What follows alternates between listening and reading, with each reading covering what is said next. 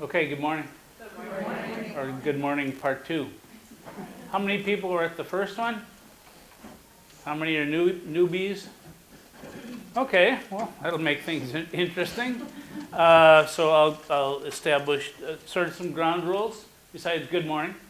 The first session I said, if you're a doctor or a lawyer, call me doctor. But if you're not, let's make this interactive. If I give you a chance, if I stop talking for a second, raise your hand, everybody. Say, hey, Mark. Hey, Mark. You know, I am a much better teacher than I used to be. I used to be absolutely horrible. But one of my all-time idols is a guy named Dr. Doug Carnine. Okay, I don't know if any of you have heard of Doug Carnine, but he's one of the most famous people in the field of education, special education in particular, although he does nothing to promote himself. Okay, author of I don't know how many research-based curriculum, how many fantastic textbooks on explicit direct instruction. He has retired how many years ago, and he has a foundation called Feed Kindness. So he's creating kindness communities. He has a curriculum for adolescents at risk on kindness. And he actually has had an audience with the Dalai Lama, if you can imagine. Okay? And he, years ago, when I had to transition from teaching doctoral students, which are so easy, you can be terrible and teach doctoral students, and many of my doctoral students will attest to that. I was asked to teach beginning teachers. Okay, the first class in what was supposed to be the elite academy for future teachers. It was supposed to be the best of the best of the best of the best. It was supposed to be a rigorous class to introduce them to the science of teaching. And it was supposed to teach them the dead psychologists. You know, the ones you had to take, start with Freud, then go on to Erickson, all this stuff you didn't really need to know. And that was supposed to get you into the rigor of science and teaching, and that was terrible. Well, so I decided to teach an applied developmental psych class. Doug Carnine graciously came and watched me teach. And he said, Mark, you try really hard, but you introduce a new concept every minute. And in the course of a 90-minute thing, you introduce over 120 ideas, okay? And that's impossible for anybody to get what you're trying to say. And never once do you say, this is really important, or distinguish, this is not really important. And I did that in the last session, okay? I did say this is really important, and I did say this is just a story, but I also laid out tons of information, okay? Without hardly a breath for people to ask questions. So I violated my, okay, hey Mark. And I don't want to do that again, okay? I'd really like some opportunities for some discussion, and I'm probably not going to give you any.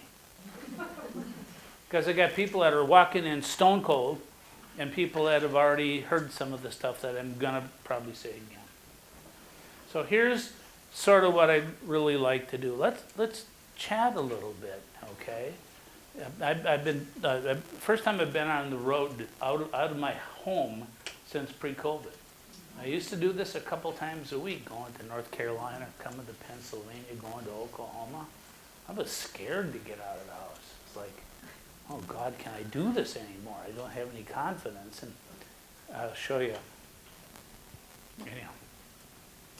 So, you know, I want to talk about in the first session who we serve, okay? Because that's a huge, big idea.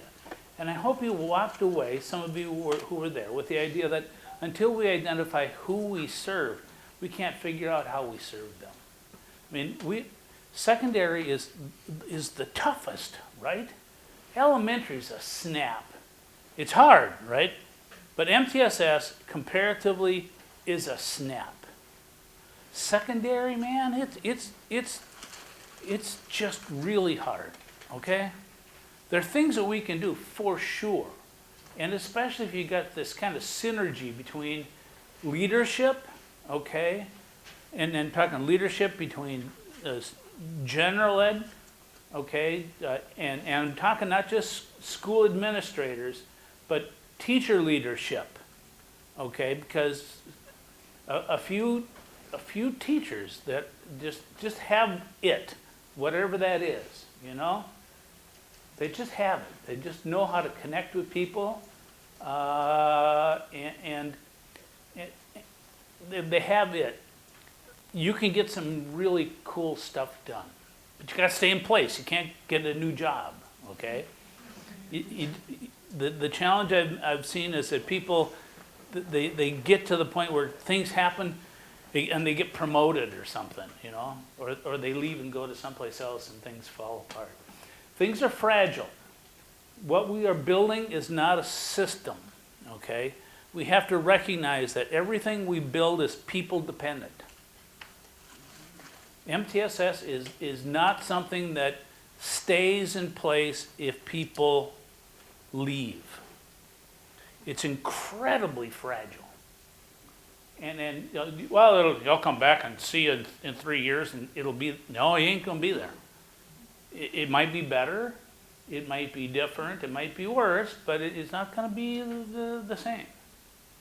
When we start talking about how we serve, okay? We can change one thing right away. One thing. We can change how we write goals for IEPs. I did that. Not me, but my boss and I in 1982. We changed how a district of 40,000 kids, K-8, wrote IEP goals. One memo throughout how we wrote IEP goals for a whole system and replaced it with 8. 8 goals.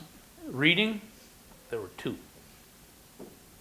The primary one was, in 1 year, Johnny will read blah, blah, blah, number of words a minute correctly when given a grade blah, blah, blah passage. And you know what we're going to do at middle school and high school? We're going to throw out all of that fluff, all of that access. Although if you want to put in what I call window dressing, you can put in the shades, you can put in the curtains, you can put in anything you want, but you're going to have one goal that really matters, and that is, if a kid can't read, you're going to teach that kid how to read.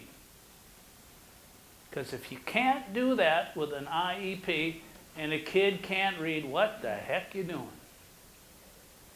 We're letting that kid down. And I'm going to argue, you don't want me looking at your IEP. Because if I came in with a lawyer, you'd be in trouble. Because I was in with a lawyer and a bunch of parents in California.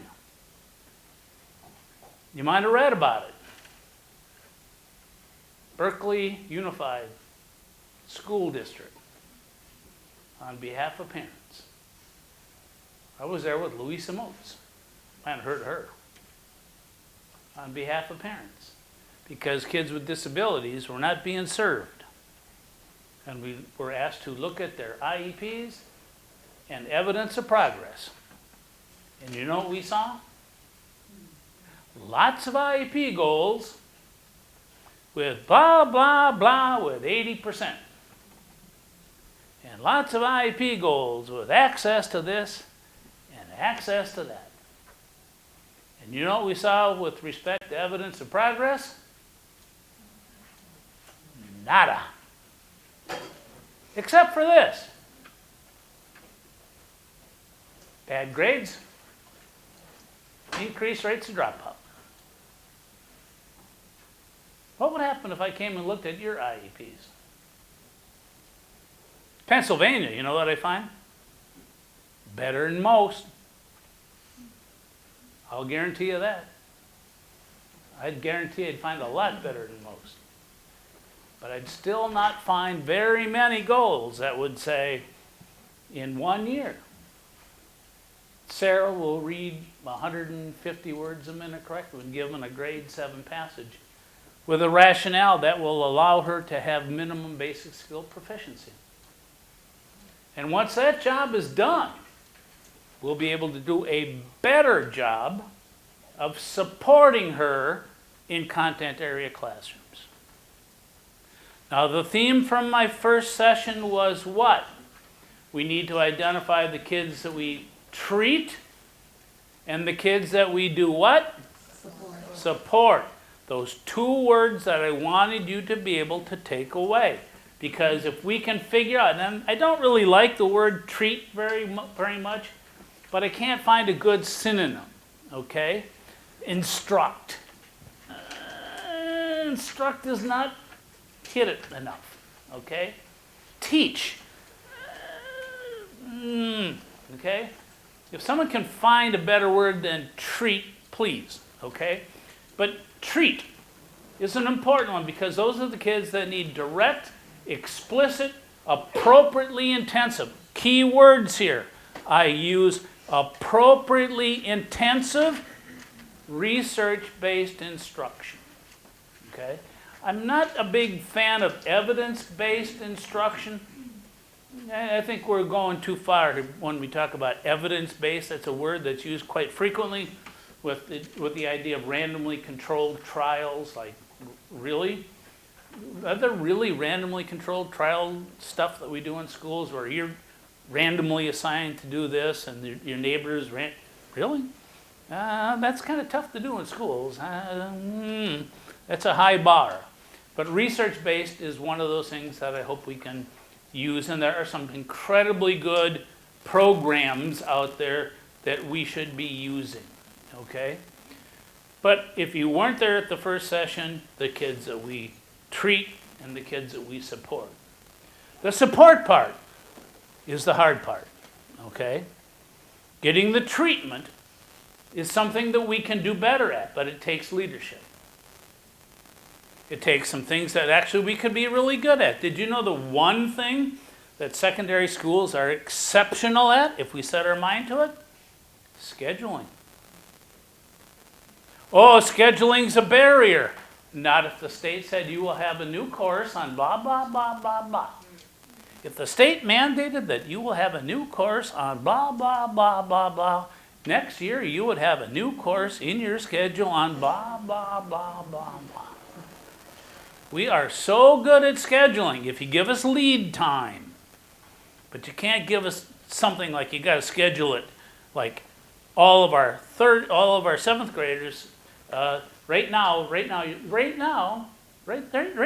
going to be scheduling all of your 7th graders to get a new class. No, you're not going to do that right now. It's like November. Okay, now maybe for next year we might be able to do that. Give us lead time, we can schedule. If we schedule interventions, we'll be able to do that much better. The harder part will be how do we build the supports. And guess what Patton is really good at?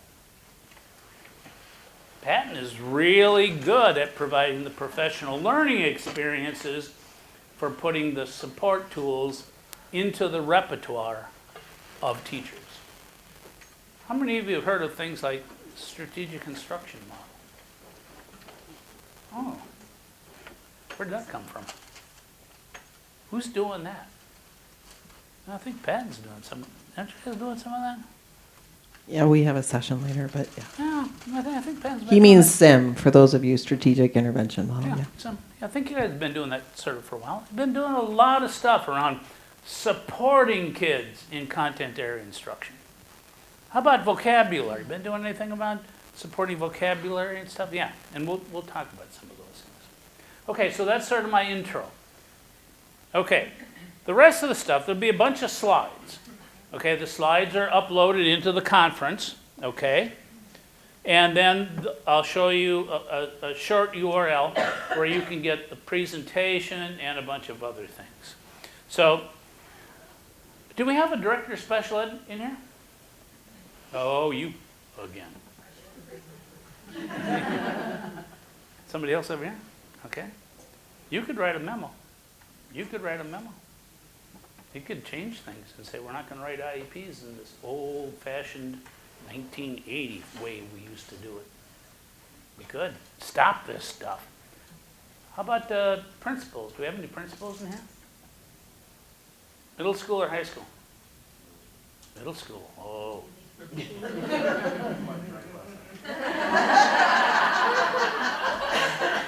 Yeah. Yeah.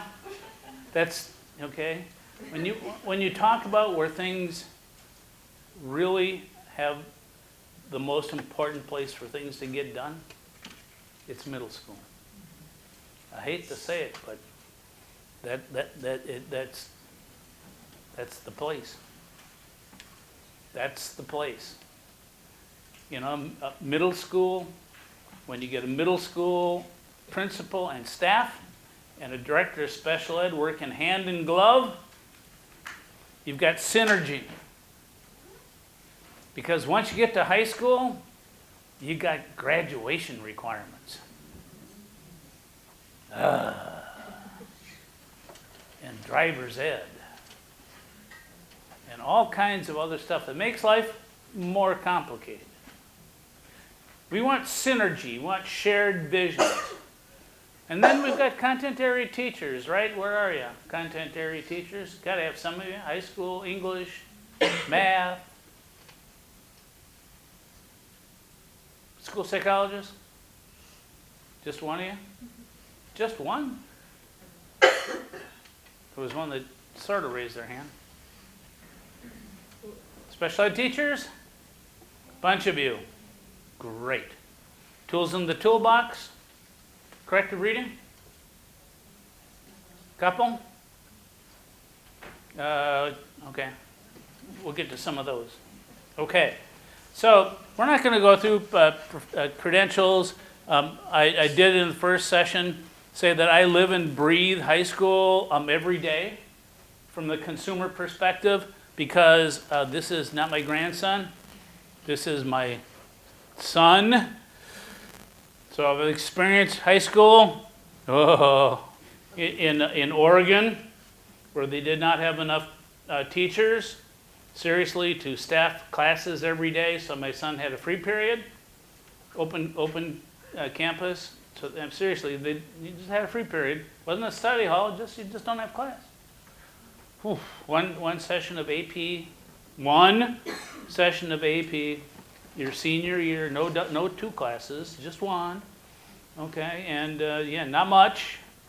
In Oregon, this is the highest, one of the highest SES communities in Oregon, Eugene, Oregon, and no inspirational teachers.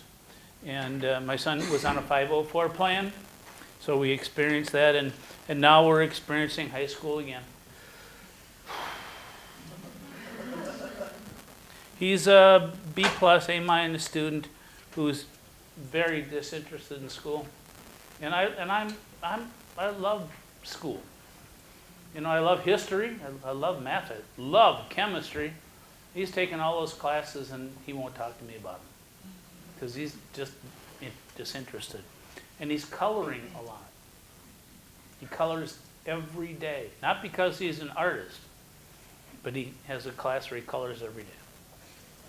Okay, there's a disclosure statement that nobody pays me to promote products. That's good.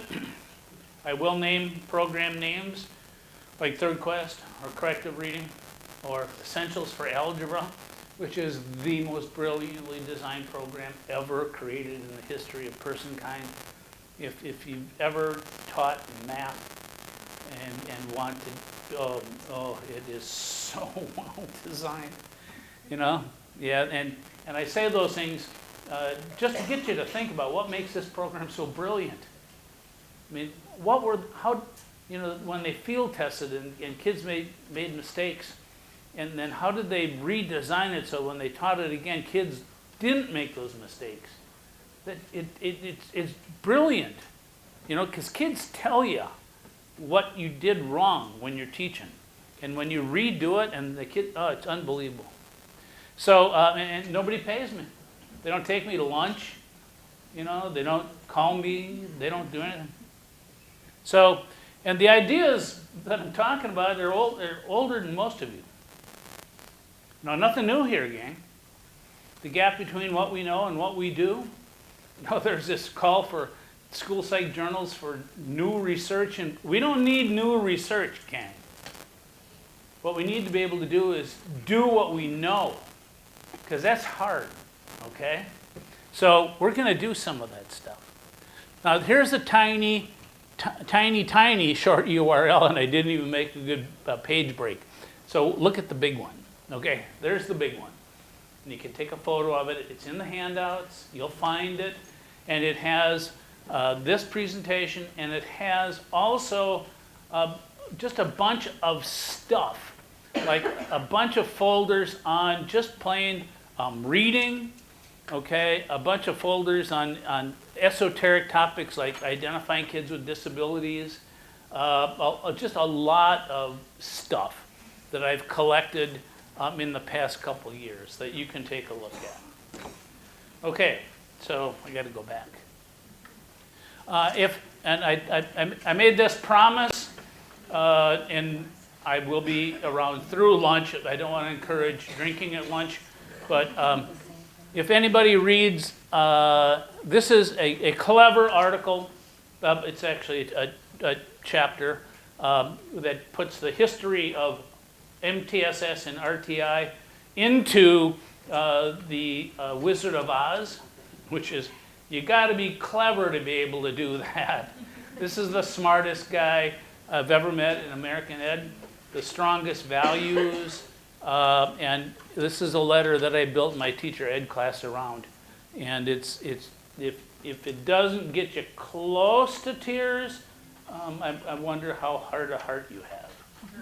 It was the guy is smart enough. He wrote a letter to his staff about what his kids who were going into education. It's really good. So you don't need to know about this stuff about idealism, because you're all idealistic, and I hope you're naive, because you got to be doing that stuff. But I'm going to skip over this stuff because I did it last time. We've already talked about it, some of you guys. We did that last time too. Okay, so how do we serve kids? How do we do that? This is the topic of this session. And we're going to start with, since the topic did have IEPs in it, okay, we should at least talk about that. So the idea was, the old way we served kids was, we had a kid who had an IEP, okay, and now when a kid is doing poorly in social studies, we're going to differentiate a kid who has minimum basic skill proficiencies, okay? And if a kid has below this bar, MBSP, a standard-based discrepancy, performance discrepancy, this is what we talked about last time. Say a kid reads below an end of grade 6 standard, that's how we will define it at the secondary level, a standards-based performance discrepancy.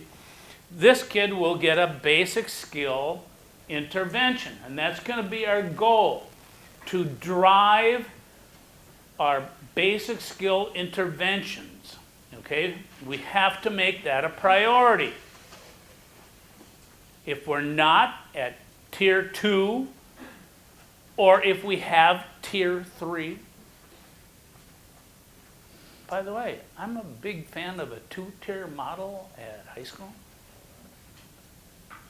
Like in grade 11, why would we think about 3 tiers? Why don't we just have 2?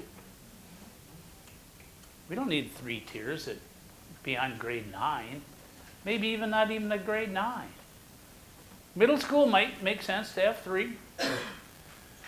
But we're going to identify the kids that we treat, and we're going to make sure we've got proven programs that we're really good at. We're not going to have 5. We're not going to have maybe 3. We might have just 1 or 2. And we're going to get so darn good at them. We're going to get so good at delivering them, okay? There's this phrase that that's called, we're going to do less than obsess. We're just going to get so darn good. And if we need to elaborate, okay, we'll do that. But we're going to get really good at delivering a few powerful programs. Not these skinny little, word level reading programs, but comprehensive interventions. That rope thing that takes Scarborough's rope, where we take it apart and do an intervention for fluency, an intervention for no. Comprehensive programs. And then we're going to be working to expand our supports. How do we support kids in content area instruction? And this is the part that we'll never get good enough at. We'll never get done adding our tools to the toolbox. Who are our coaches that can help a content area teacher get a little bit better? Who can help us make a syllabus a little more useful? Now, it's really cool. My son's high school gives us weekly reports about what my son is doing and what's complete and what's not complete. I really, really like it. It's much better than my other son's high school, which did not send us any reports on a weekly basis in terms of what's complete, what's not complete, what's upcoming. I really like this data system that the high school uses. I can't remember the name of it, of course, but I really like it.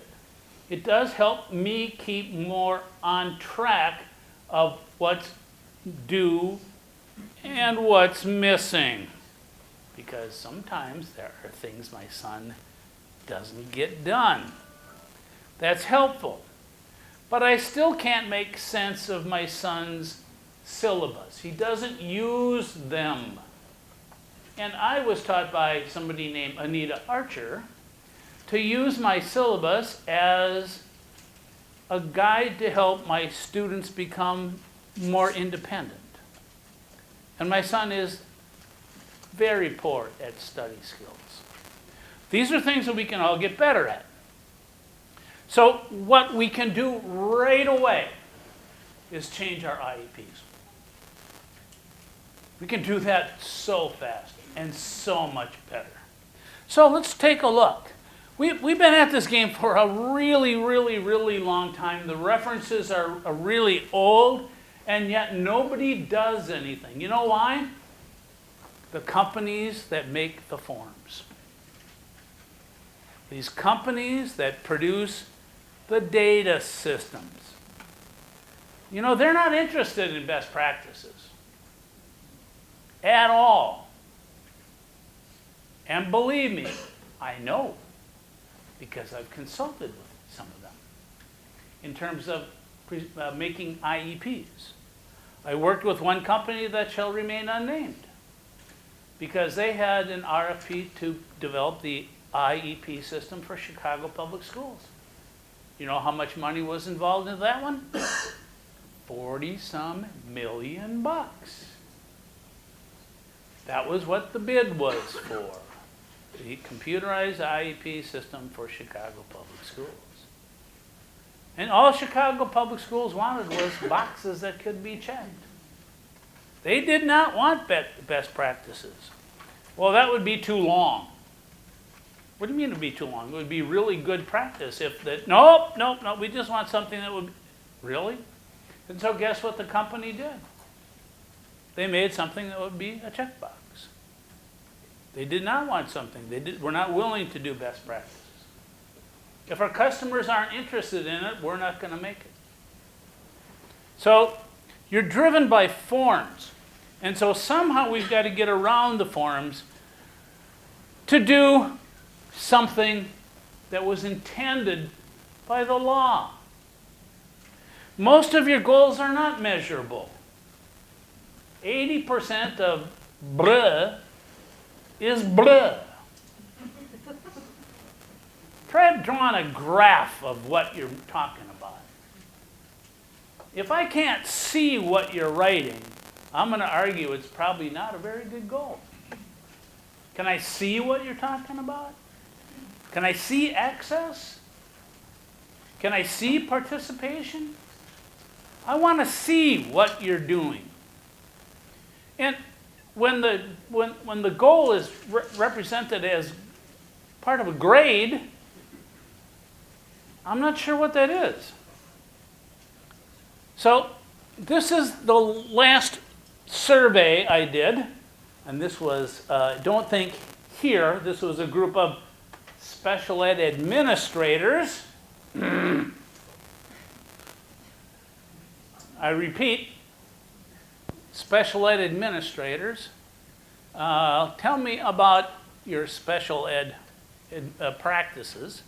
Lots of IEP goals with 80% criteria, and let special ed teachers decide how to progress monitor. 30, let special ed teachers decide how to monitor. Let special ed teachers decide how to monitor?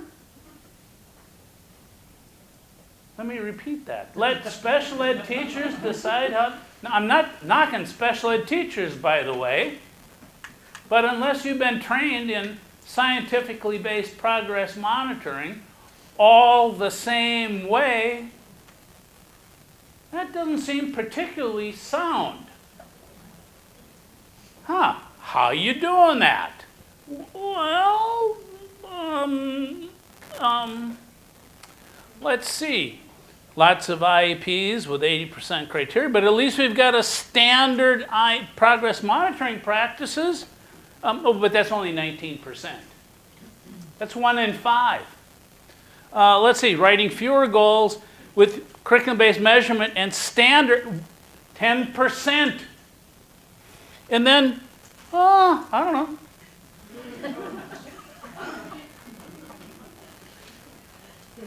What?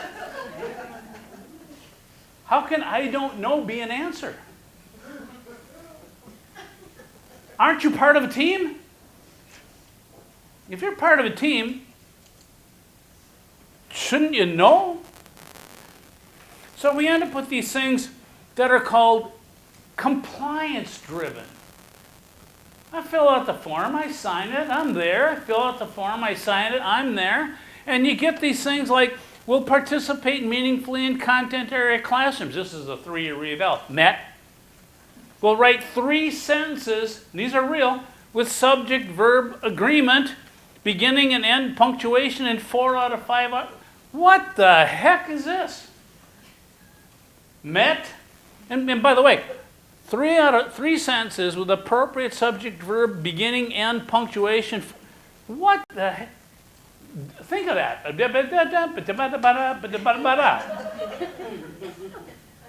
That's like so many conditions there. Like who could assess that? I mean, I wouldn't sit down and like figure out, okay, this was the first time she did this, but she didn't. That would be so confusing to me. Oh, but wait a minute, a variety of addition. She's in high school. What the heck? And this is not my error. This is the error in the IEP. And nobody, okay, everybody makes mistakes. But come on now. We can do better than this. So as we think, oh, Lordy, you know. By the way, this is, like we could do this in 1975. Okay? We could have done this before most of you were born. It's 2023. And so I can't help but be cynical and start to think, once kids in special ed, who gives a rip?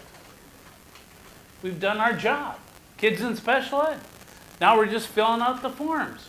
Now I know most of us don't think that way, but when you look at it, it kind of ends up feeling that way.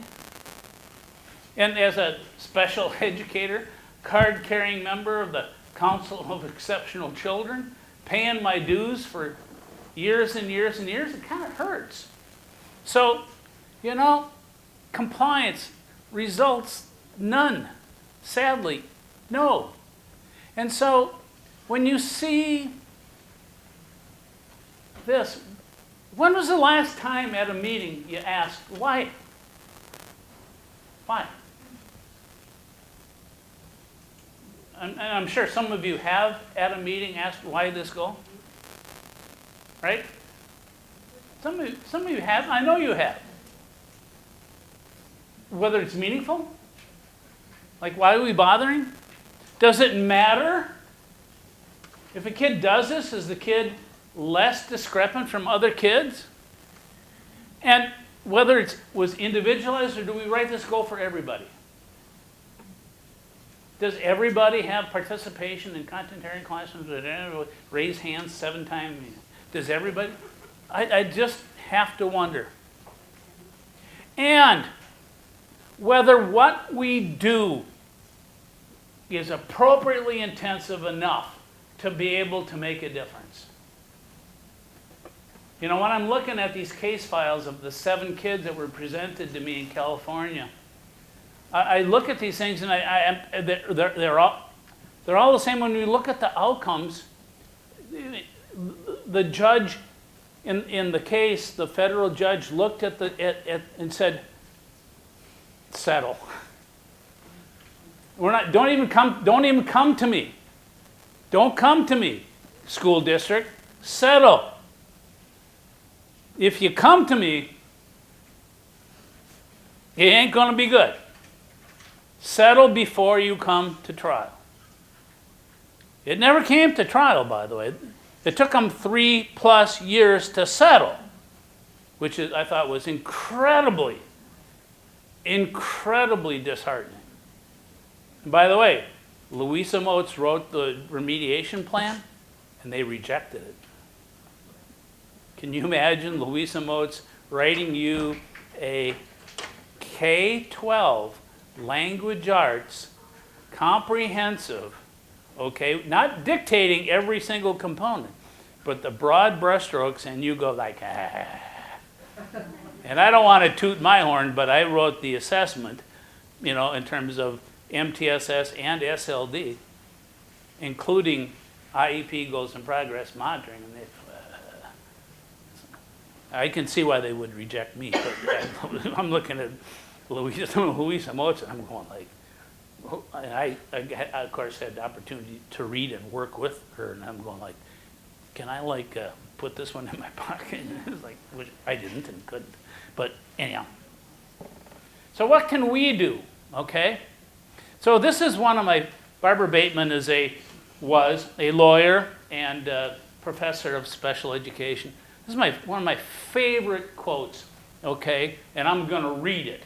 Sadly, most IEPs are horrendously burdensome to teachers and nearly useless to parents. Many, if not most, goals and objectives couldn't be measured if one tried, and all too often no effort is made to actually assess the child's progress. Tell me somebody actually went out and measured if the student could do 4 out of 5 out of this on 4. Nobody could do that, and I would not encourage anybody to try to measure that goal. I mean, that's just crazy. So when we start doing our job, I want us to keep it really simple, because this is a legal thing, and it was designed for us to judge. Now, this is an elementary example because I wanted to keep it simple, okay? Because it's supposed to be about fairness, to be able to sit down and say, is special education worth it, okay? To enable us teachers and parents to be able to look at the scale and say, is it worth it? So let's just take a very, very simple example, okay? The scales of justice. So let's say you've got a student who's labeled SLD, I'm going to keep it really simple, the present level of academic and functional performance, I'm going to keep it to PLOP instead of PFLUP, because you can't pronounce it very well, right? Present level of academic and functioning, yeah. Okay? And let's say the present level of academic performance is grade 1, okay? And so let's say the goals for the kid, the IEP goal is to have the kid read successfully in grade 1 in a year, okay? And you're going to judge. Is that a good goal? Is special education worth it? The kids are going to get small group instruction, and it's going to be 3 times a week, 15 minutes a day. You're sitting at the table now, and you're going to say, is special education, including, because remember, FAPE, free and appropriate public education, the potential risk of undue stigmatization and potential loss of freedom of association. These are fundamental rights guaranteed in our Constitution and Bill of Rights. This is the protection that is supposed to be provided. These are the risks. Is this program worth it? Of course you'd say, no. No. The risks are not worth this program. So, that's not fair. You'd sit down and say no. But let's say now, the goal is this student in 1 year would be reading grade 3 material. And the intervention, yes, would be small group instruction, but it's going to be 5 days a week, and it's going to be 75 minutes a day. Is this a special ed program worth getting? Yes, it's more defensible. Now, is this the only program the kid might get? No. There's a variety of different programs, but it is much more defensible in terms of risk of freedom of association and freedom from undue stigmatization, etc. Does it have to be small group? Heck no. Does it have to be 75 minutes? No. Does it have to be grade 3? No. But the components for us are to be able to sit down and say the scales of justice are tipped in terms of the student. And that's what we're judging when we do that IEP. So when we sit down and, yes, say, hey, Mark. Hey, Mark. Okay. So I have a question. I am an assistant special education director, and I work a lot with the middle school on goals, and I like them to be meaningful, of course. But my question is, so I see students who, on their present levels, they come up like a 2nd grade level, and they're in 7th grade. What is your thoughts and guidance on the idea of having them not just go sequentially, like 2nd, 3rd, 4th, 5th, 6th to get to 7th, but working on that 7th grade goal and making them functional on grade level? Okay, so you've got a student whose present level of performance is Say 2nd grade. 2nd grade. That's a student with a severe performance discrepancy. Oh, for sure. Sadly, okay, and I have worked with students with that severe performance discrepancy. It is unlikely that that student will reduce or eliminate the performance discrepancy in 1 year. That is not likely. I would ask the team to consider what is the intervention that will reduce but not eliminate the performance discrepancy. Okay? And so that would mean, what would the team think would be reasonable to be able to reduce the performance discrepancy? So what would it take in terms of program intensity to reduce the discrepancy, to say, reduce the discrepancy so that student would be successful in reading grade 5 in 1 year. Okay? It's not a middle road. Okay? It goes like this. Here's a takeaway. Goals drive intervention intensity. Can we do an Anita Archer moment on that? Ready? Goals drive intervention intensity. If you want that student to be successful in grade 5 or grade 6, what's the difference? Okay, grade 6 needs to be what? More intense. A little more intense or a lot more intense? A lot more intense. And a lot more intense means, here's the other part. The more intensive the intervention, the more sacrifices are required. Sacrifices in what? What? Kristen, time. Because guess what? 45 minutes versus 60 minutes. That should be silenced. 60 minutes versus 75 minutes. 75 minutes versus 90 minutes. Okay? Those are big sacrifices. It's not just time, but it's also loss. If I'm doing 75 minutes of this, I can't be doing something of something else. And all of these things require team decision making, which is why we gather a group of team members. And that's what the intent of the law was, that there's no simple prescription. But the notion is this, that goals drive intervention intensity. And there should not be some magical, automatic, all goals must be written at grade level. Now guess what? For compliance, there are places that require all students must have a goal that is written at grade level. I know a place that does that. So guess what I can do?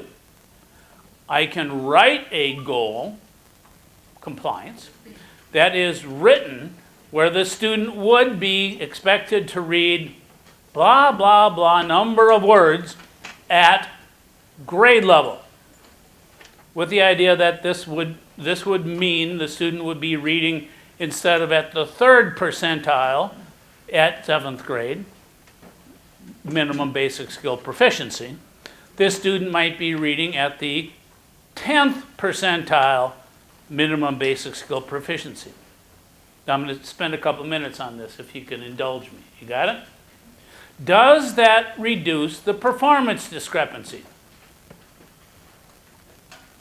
Does that reduce the performance discrepancy?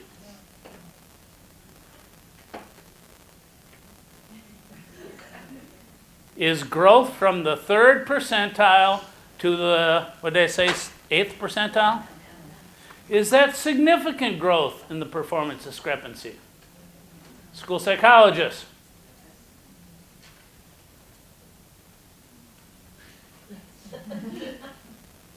Yes. Growth at the extremes. That's a huge amount of growth. It's a huge amount of growth. Does the student still have a significant performance discrepancy? Does the student still need special ed?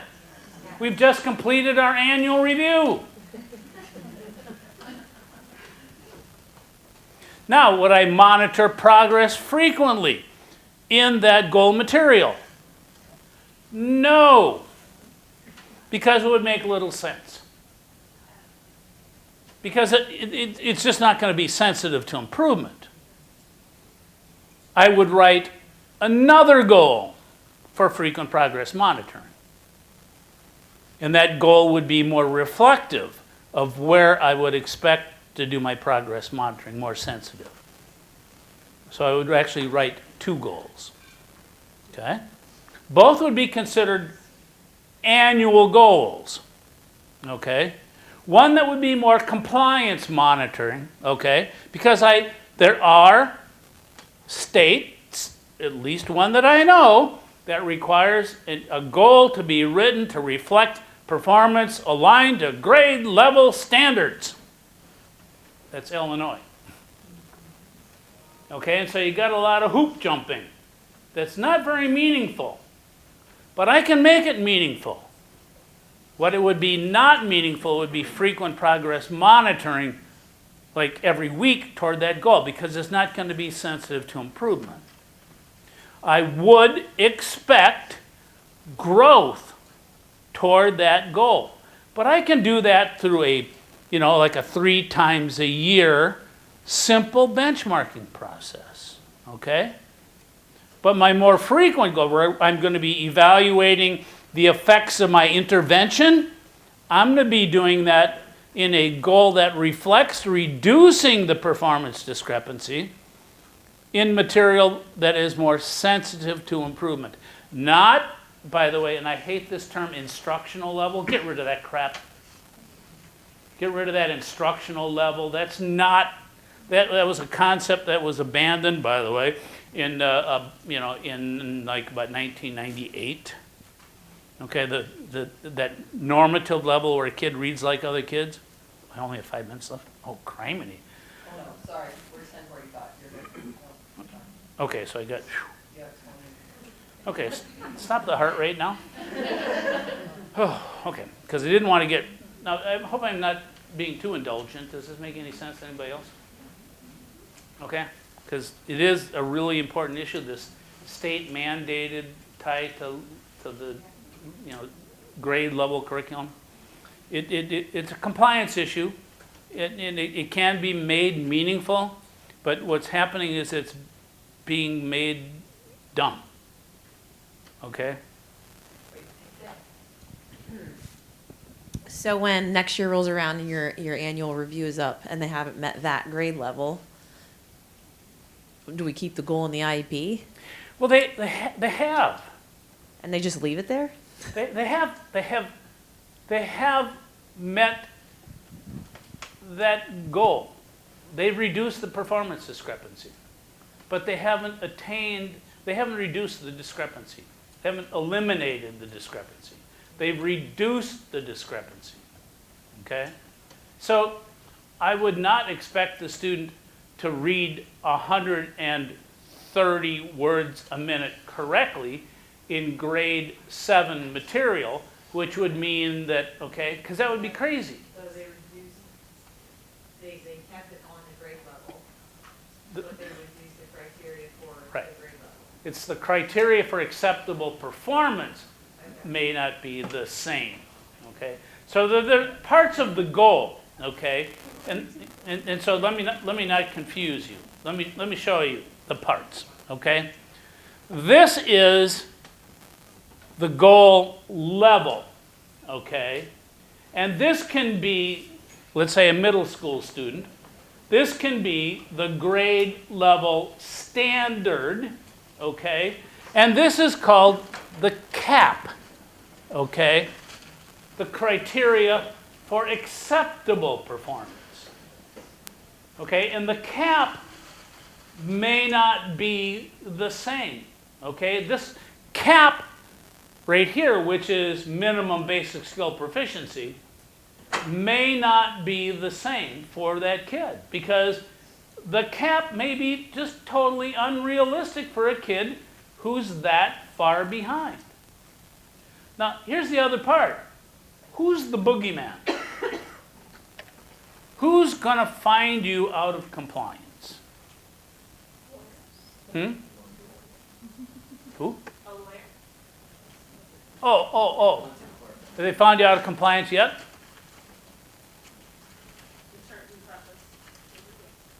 Really? I haven't found you out of compliance yet.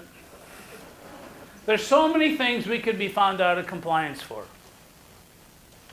Do you have a progress monitoring graph? Oh, are you reducing the discrepancy?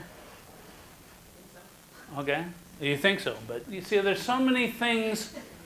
If we worry about being found out of compliance and we're not doing the right things, we're probably going to be found out of compliance. So I do a bunch of stuff with Dr. Perry Zirkel. I'm sure you know Dr. Perry Zirkel. And his perspective is to engage in best practices, and that includes good communication with parents. That the law does not prescribe best practices, gang. The law is actually not very prescriptive at all. The law provides great latitude for schools to do good things. So do good things. And it just drives them crazy that people worry about being found out of compliance. And there's, yeah. So meet the compliance component. Write that goal that aligns to performance in grade level standards, but the cap would be unrealistic for that student to be reading 150 words a minute correct in grade 6 or grade 7 or material. And if a kid is in high school, in grade 10, what are you going to do? Because if you're adopting a standards aligned, okay, the standards are not grade 10. The standards you are adopting are going to be a minimum basic skill standard, like let's say end of grade 7 or end of grade 6. You're not, the standard, aligning to grade level standards may not be the kid's chronological grade. Got it? So when the law says some of this stuff, you know, legislators are not educators, okay? And they do goofy things, right? So part of our job is to do best practices. And I know that that can be scary, but man, we got a ways to go. And the simple part, the simple part is to be able to write a goal that would look like this, okay? Let's just start like working on a couple really good things that reflect what we're trying to do, who we serve, kids with severe minimum basic skill proficiencies. That's something that is clear and easy to communicate. It's not a hard concept. Who are the kids that we are serving with kids with SLD right now? Kids with severe minimum basic skill proficiencies, okay? In those areas of blah, blah, blah, blah, blah. So our goal should be to reduce the severe performance discrepancy in those severe basic skill deficiencies or discrepancies, okay? And our goals should reflect that. And our progress monitoring graphs should reflect an expected rate of progress and an actual rate of progress. And if we can get that far, won't we have something to celebrate? Let's get that far, and then let's worry about the boogeyman, or the boogie person, or whatever you want to call them, okay? Wouldn't that be great? Let's reduce the amount of stuff that we're doing. Let's increase the discussion around the table. Okay, yeah, oh my goodness. You know, I worked with a kid, middle school kid named Lee, okay? This teacher called me up, English teacher called me up and said, Mark, you're not going to believe this.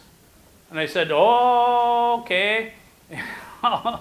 This kid who can't read, he's been in our system since kindergarten, and he can't read. I said, sure, okay. So I go out there and look at the data, and here's a kid in middle school English, and the kid on his benchmark reading reads less than 10 words a minute correct from a grade 6 passage.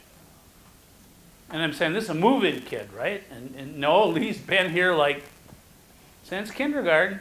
But he's in special ed, right? No, he's not in special ed. Okay, no, again, I'm like picking me up off of the floor. And I had a bunch of passages. Lee couldn't read a first grade passage. How? He's a nice kid. He had great social skills. And okay, so we do all, got him services and stuff. And what's our goal for this kid? Certainly well below minimum basic skill proficiency. Are we going to reduce that in 1 year? No way. No way. But we're going to, in 1 year, he's going to be making more than a year's growth in a year's time. Our goal for kids who are discrepant is to make more than a year's growth in a year's time. Special ed has to make more than a year's growth in a year's time. If not, they'll never catch up. And I know when you put it down in reality like that, you go like, we'll never be able to do that. And you sit down and go like, not the way we're structuring it right now. And boy, like, I'm a teacher. I'm going, how am I ever supposed to be able to do that? It's like, that's why the job is so hard. That's why you get paid so much. And actually, that's why you can't do it alone, which I find incredibly frustrating. So as a school psychologist, I actually worked with my special ed, I don't want to say my because I don't own them, right? But with the special ed teachers, I felt like we were a team, and my favorite phrase was, what can I do to help? What can I do to help? What can I do to help? Mark, stop saying that. Mark, and I felt good when they said that. Stop saying what can you do to help? Okay? Now the goal setting part, okay? I hope that wasn't too distracting.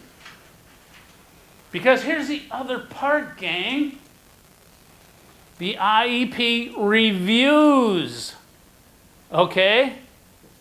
Whether the goals are being achieved. Now this is idea 2004, the part that really bothers me because we have paid no attention to it.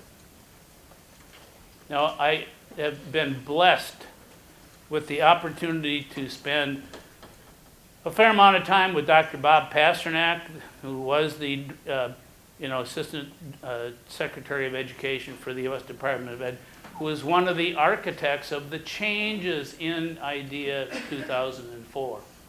And so he's a red wine lover. And he talks about the stuff that didn't get done. And this is one of the things that really bothers him. Revises the IEP to address any lack of expected progress. Any lack of expected progress. Okay? And so guess what? Without good goals, there cannot be good progress monitoring. And without good progress monitoring, there will not be revisions of IEPs. And you know what's really hard to do? Change. It is so difficult to change. And you know what the biggest thing that needs to be changed almost always when things aren't working is how well a program is being implemented. I see teachers trying to implement a 45-minute intervention in 20 minutes because they're not given enough time. If you implement a 45-minute intervention in 20 minutes and expect to reduce the achievement gap, wait a minute, I'm implementing the program in half the amount of time, but I'm expected to reduce, it can't be done. You're putting that teacher in that kid in an unworkable situation. And that teacher has very little power to change it. Yeah. Thanks. It's nice to hear my name spoken in nice Sorry to situations. interrupt the flow, but so about the idea of being sensitive to change, and maybe it goes back to the example that someone shared before about having, a student in middle school, high school who's significantly behind. So elementary grade level, someone said before, first grade level and being like second grade level and being in high school, whatever. So I know in conversations I've had, certainly we're using oral reading fluency, and I know you mentioned the sixth grade minimum basic skills proficiency. Do we also want to look at using, a second goal or something, a tool that would capture if the child, young adult, is working on particular patterns in phonics or multisyllable words of a certain nature, that there's a tool that's used to measure that? Does anyone know what I mean? Yeah. If I'm working on these vowel teams, or I'm working on, do we want to have that level of specificity so we can see that what we're targeting is growing? Because if I read this oral reading fluency passage, there may or may not be some items in there that I have yet been taught. Does that make sense? Absolutely. Okay. And the answer would be no. I was gonna guess she was on this. Yeah. But I would argue that those are what I would call discretionary. Or formative assessments. Absolutely. And those are what I would call discretionary. Because you don't have to do things that I say. Okay? Because those are, they're discretionary items. Okay, I call those, for lack of a better term, short-term objectives were eliminated from the IDEA. Okay? You used to have to put in, and many states still require short-term objectives. But most of the time, they served as, for lack of a better term, window dressing. Okay, so when I was working regularly, I interviewed 75 teachers as part of my job, okay? And because the director of special ed said, go interview teachers why they put these in there. And I interviewed them and I said, so why do you put these short-term objectives in? And they said, because we need 3. Okay, and I said, but why did you pick these 3? And they said, no, because we need 3. Okay, and almost all the teachers did it for compliance monitoring. Now, here's the deal. A good research-based program will have short-term objectives in them, and they will be assessed within the program. And I love that. I love checkouts. I love those things. But I don't, Mark, okay? I don't believe that they should be institutionalized in a document unless you want to. If you want to, great, but if you don't want to me, it's called, I believe it contributes to the testing burden. So it'd be Okay. like fidelity of delivery of the program that you check. That would be my bias, okay? Now, if you don't have a good program, you've got a lot of other issues, okay? You don't have those checkouts. But then, you're kind of developing a mission mash. I'm going to put some of this, a little bit of that, I'm going to assess this. And then you're making your assessments, and they're not going to be very good. They're not going to be very reliable because you have too many items. Making your own assessments is, and I've made my own assessments. I've worked for companies and field tested them, and they come out pretty bad. With a 10 item, my 10 items, if a kid gets, and we've evaluated test producers, criterion reference tests, and if you want, 6 items and they don't work very well, and it's just complicated. I'm a really big believer of the good assessments within a good intervention program. Hey, Mark, we do have one more question. I'm in the front. Oh, there you And go. we only got about 3 minutes Oh my left. God. And this is now the correct. We've got 3 minutes left, so hang on. Hi, Mark. I Oh, there. teach. I teach on the high school level. I teach 9 through 12. I'm actually teaching Language Live program, Oh, yeah. and this is our first year. We've started rewards and Language Live on the secondary level because Okay. I do have an 11th grader reading on a kindergarten level. And I feel like she's at risk for dropping out as well. So. Yeah. Yeah, so, but my question is about how to change the mindset of the other special educators in the building, because our goals are, 80% blah, blah, blah. They're looking at grades, and they just wipe their hands of it. They don't see the importance of progress monitoring. And do you have any suggestions on how to kind of change that mindset, or how to impress upon them that this is important, that we should be doing that? If it's just you, alcohol. Yeah, had plenty of that. No, it's, so much of this, and I'm not trying to be too jokey, but so much of this falls back on the personal persuasive power of individuals. And that's the part that really makes me sad. When it's got to be, when I've got to try to persuade my colleague to do something, I'm not very good at it. Okay, I'm not.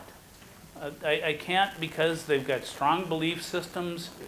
They've got their own contingencies of reinforcement. They've done it their way their whole time. It's just it's sad. But and by the way, I'm glad you've got a couple programs that you're implementing that would be on the list that I would put, you'll see on my handouts, that I would say are reasonably decent choices, okay? That I'd say would be research-based programs. But here's my deal, if I can, I want to get to a point where, you got John and his present level of performance is kindergarten, and you're going to be doing reading mastery with some kind of a push-in model, okay, and it's not working, and you got data, you can revise the IEP, change it. Now, by the way, these are not my ideas. These are ideas that people have used, okay? How about this one? You're going to be co-teaching in full inclusion in grade 8 with this kid. Okay, it's not working. What can you do? Change it. Guess what? Somebody says, I'm going to do reading mastery in a 45-minute special ed scheduled classroom. It's not working. What can you do? Change it. How about this? Reading mastery 90 minutes, scheduled double period. It's not working. What can you do? Change it. How about a teacher help with homework, 45 minutes in study hall? It's not working. It's not reducing the performance discrepancy. See the freedom progress monitoring gives you? It gives the team the freedom to say, I'm not wedded to anything if it doesn't work. It's wedded to the student and the performance discrepancy and whether you're reducing the performance discrepancy. Nobody knows what's going to work with any individual kid before they start. Nobody's got the prescription. Gang? Well, it works 9 times out of 10. Maybe. But who's to say it's going to work with this kid? I don't know. So, We have to say a huge thank you to Dr. Yeah. Shin for joining us. This is his final session of the day, but we are so grateful to your leadership in special education and thankful for your perspective and sharing all these amazing resources. Thank you so much.